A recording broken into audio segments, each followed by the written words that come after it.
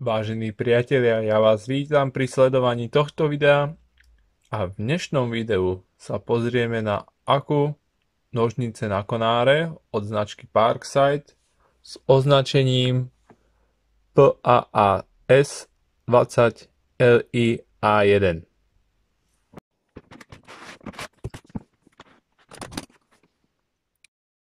V balení nájdeme samotné akumulátorové nožnice, príslušenstvo v podobe imbusového kľúča, kde na jeho druhom konci je Philips a takýto plechový vidlicový kľúč. Samozrejme, v balení sa nachádza aj návod na použitie. Po odstránení tohto plastového krytu vidíme čepel, jej mechanizmus. Samotné prevedenie stroju je robustné, pevné, rukoveď je príjemne pogumovaná a sedí do ruky. Je to uhlíkový motor. Samotný stroj dodáva firma Grizzly. Prevedenie pätice je opäť pevné. Tuto vidíte na tejto čepeli. Tak tuto je miesto, kde občas treba tú čepel namazať. Vidíte, že je to na dekalamitku. Čo chválim, tak je možnosť dať si tu nejaké pútko, aby ste to mohli mať okolo zápestia. Obsluha toho stroju je veľmi jednoduchá. Zapnete, teraz je stroj zapnutý. Ak by ste nič nerobili po dobu 30 sekúnd, tak ten stroj sa dá do takého spiaceho režimu. Teraz musíte v priebehu 0,8 sekundy dvakrát rýchlo stlačiť spúšť a nožnice sú aktivované. Teraz stačí len a máte odstrihnuté. Inak sú veľmi senzitívne, to znamená, že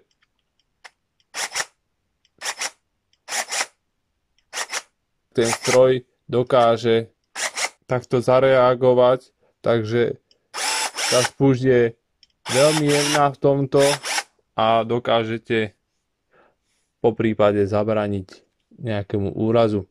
Nožnice dokážu aj stáť, takže v prípade práce tak si ich dokážete odložiť na zem a nemusíte tú čepel zabárať do hliny. Čepel je vyosená na pravú stranu. Dodávané príslušenstvo slúži k tomu, aby ste sa dostali k čepeli z tejto strany a mohli ste ju odmontovať a v prípade poškodenia vymeniť za novú. V druhom prípade príslušenstvo slúži k tomu, ak by ste tuto mali vôľu a potrebovali by ste to doštelovať na povolenie tejto skrutky a následnému pritiahnutiu tejto matice týmto plechovým vidlicovým kľúčom. Nožnice sa odporúča skladovať v uzavretej polohe, takže stlačíte, počkáte, ozve sa zvuk a teraz sú v takom spiacom režime a následne buď vytiahnete baterku, alebo môžete vypnúť. Teraz sú nožnice vypnuté a nebudú fungovať. Samotné nožnice vážia 935 gramov s klasickou 2 Ah batériou vážia 1380 gramov. S klasickou 4 Ah batériou vážia 1672 gramov. So 4 Ah batériou vo verzii Smart vážia 1538 gramov a s 8 Ah batériou vo verzii Smart vážia 1949 gramov. Čo sa týka vôle na kontaktoch, tak pri klasických batériách je tá vôľa skoro žiadna. Čo sa týka smart akumulátorov, ktoré nemajú ešte zosilnené kontakty, tak tá vôľa je väčšia. A to sa týka samozrejme aj osmičky.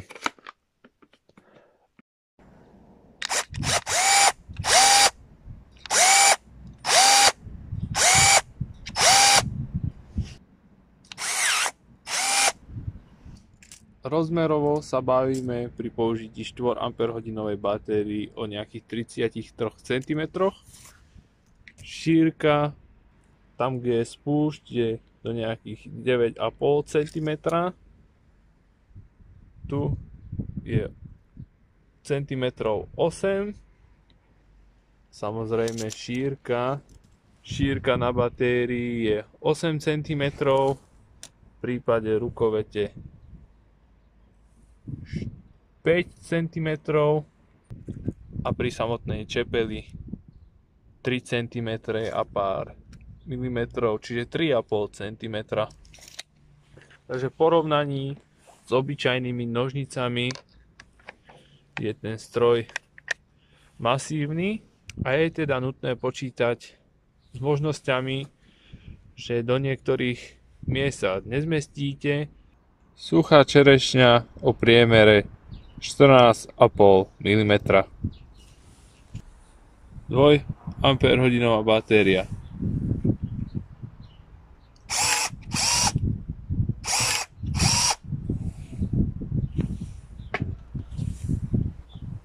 Štvor Ah batéria.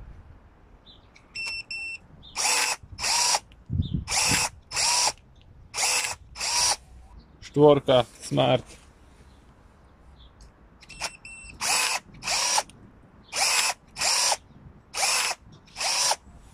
Osem Ah Smart.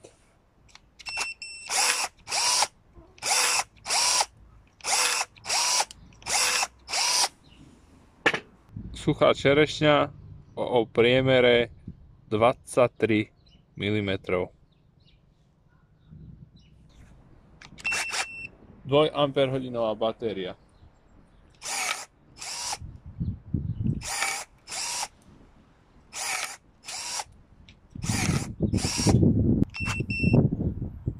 Štvor Ah batéria.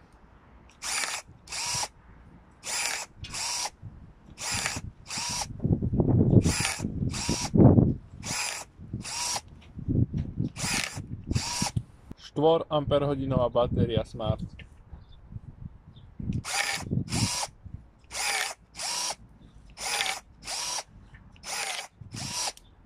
8 Ah batéria Smart.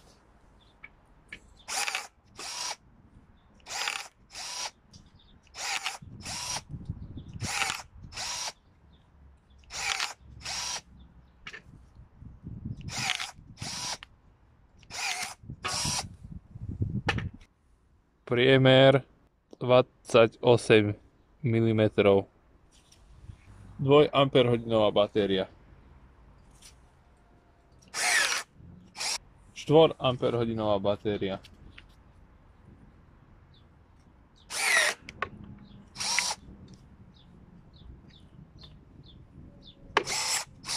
Štvor Ah batéria Smart. 8 Ah batéria Smart.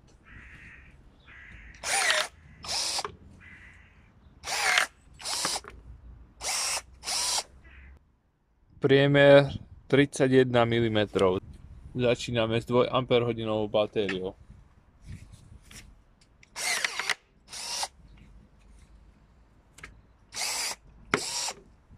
Štvor Ah batéria.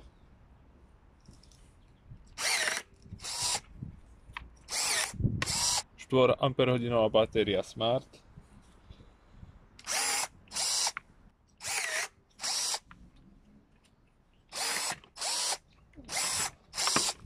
8 Ah batéria Smart.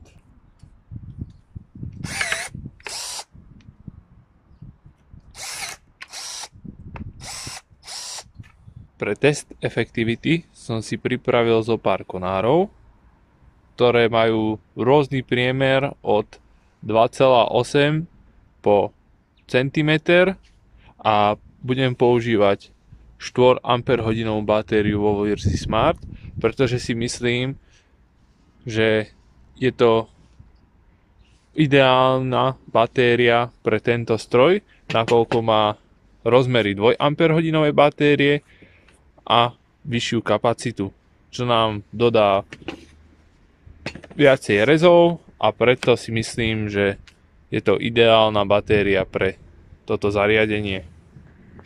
Počiatočné napätie na batérii je 20,83 V.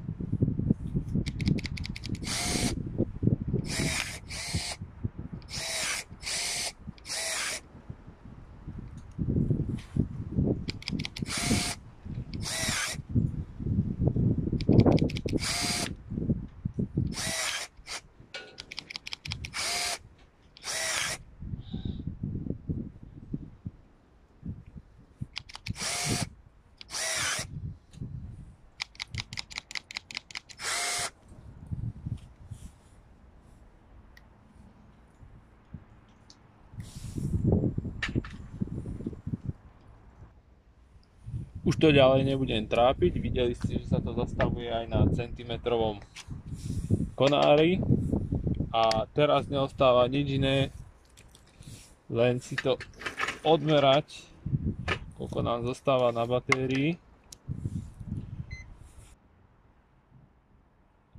Na batérii máme 14,68 V, čo je pod normu zdravú.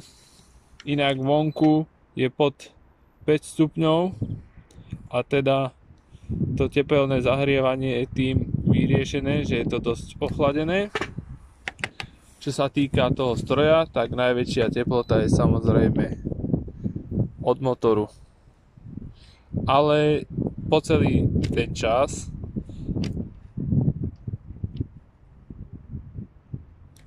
sa to dalo držať, ale samozrejme v tejto časti, kde sú tie výduchy, sa to hrialo. A ešte čo idem spraviť, tak spočítam si, koľko odrezkov alebo strihov som vôbec spravil. Uvidíme, či sa chytí alebo vyhlási chybu. Nabíja sa.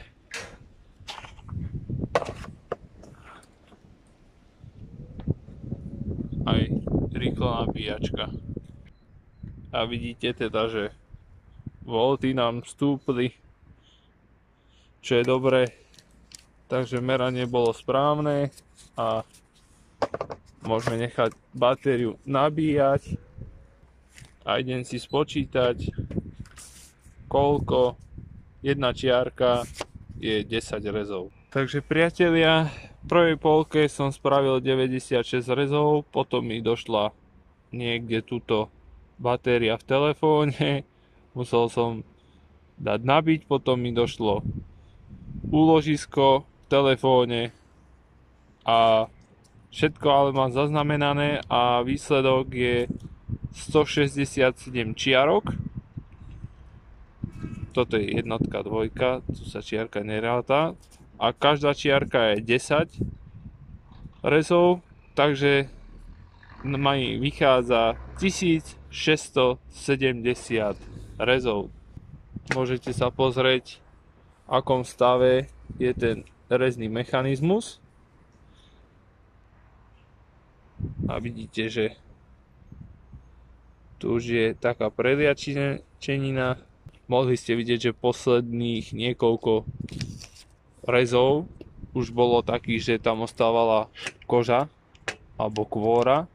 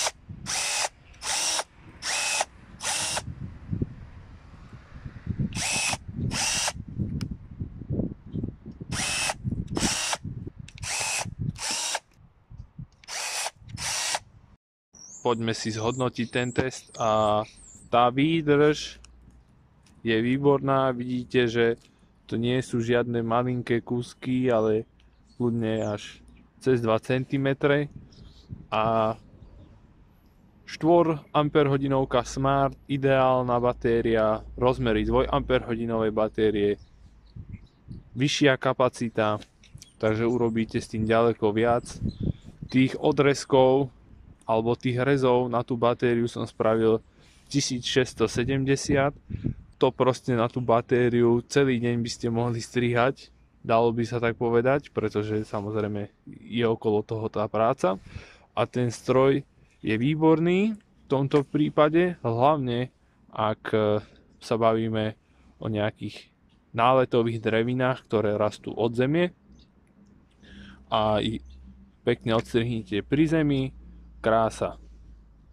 Samozrejme, keď pracujete vo výške, strome, korune, tak musíte počítať s váhou a už v takejto zostave to má nejakých 1500 gramov a teda nie je to až tak príjemné, ale počítate s tým, že máte zase ten výkon, ale máte aj váhu. Preto výrobca tu dal možnosť uchytenia nejakého pútka. Kľudne by to pútko mohli už dodávať k tomu, nakoľko je príjemné si to niekde zavesiť, či už vedľa tela alebo na ruku, aby ste dokázali mať aj v prípade toho strihania druhú ruku voľnú. Prečo tu mám túto pilu? Pretože si myslím, že to je ideálny spoločník pre tento stroj. Tu odstrihnete do 2,8 cm konár a tu táto píla si poradí s tým ostatným až cez 16 cm. Keďže sa jedná o ten istý systém, tak pri jarnej alebo jesennej preriezke, či už pri plote alebo aj v korune, tieto stroje sú na to ideálne. Samozrejme o ten stroj sa treba starať, takže treba si kontrolovať, či tie čepele idú rovno a v prípade nejakej nezrovnalosti povoliť, dotiahnuť a zatiahnuť. Čepel sa vymieňa odmontovaním tohto krytu a je to náhradný diel. Vidíte, že tých 1670 rezov si vybralo svoju daň a už mám opotrebovanú čepel. S tým som aj rátal, že proste to sa stane a keby tam bolo viacero toho priemeru, takže by sme úplne tenké rezali, potom niečo hrubšieho, tak by sa tá čepel opotrebovala súmerne, avšak keďže vidíte, že je to skoro toho istého priemeru, tak v tomto bode sa tá čepel opotrebila, ale na druhej strane je to 1700 rezov zaokrúhlene. Samozrejme som s tým strihal už aj predtým, takže to by bolo k opotrebeniu, ale je to náhradný diel. Čo by som mohol také vytknúť, je to, že to je uhlíkový motor. Není tak efektívny, rukoveď by tak bola tenšia, zmenšili by sa rozmery a dostali by ste z toho väčší počet rezov, nakoľko bezuhlíkový motor je efektívnejší. Čo sa týka hriania, tak logicky tu je umiestnený motor, tieto výduchy bolo cítiť, ale nebolo to nič tragické. Naschvál som robil bez rukavíc, aby som to cítil, keby sa niečo stalo. A čo sa týka hriania, tak výborne. Ak by ste teda mali nejaké otázky alebo niečo by vás zaujímalo naviac, kľudne sa spýtajte do komentárov. Na záver by som chcel povedať, že nie som v žiadnom prípade sponzorovaný. všetko si platím sám. Pre tento test by to bolo všetko. Ja vám ďakujem, že ste si video pozreli. Ak by ste chceli v budúcnosti vidieť podobné videá, môžete ma podporiť odberom. Za odber som vám vopred vďačný. A vidíme sa pri ďalšom videu. Majte sa pekne. Ahoj.